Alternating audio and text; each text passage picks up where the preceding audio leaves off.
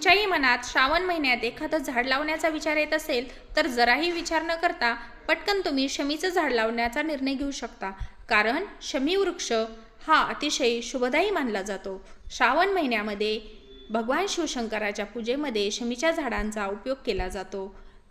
याची पानं भगवान शिवशंकरांना वाहिली जातात। तसेच दसऱ्याच्या दिवशी शमीची पानं सोनं म्हणून वाटली जातात। त्याचप्रमाणे रामायणामध्ये रामाने आपली धनुष्यबाणं शमीच्या झाडात ठेवली होती, त्यामुळे या झाडाला विजयाचं प्रतीक मानलं जातं।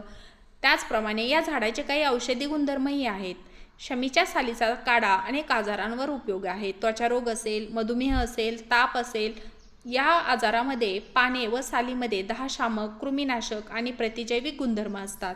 तर असा हा शमी वृक्ष भौगोलिकदृष्ट्या असेल, धार्मिकदृष्ट्या असेल किंवा औषधीदृष्ट्या असेल अतिशय उपयोगी आहे।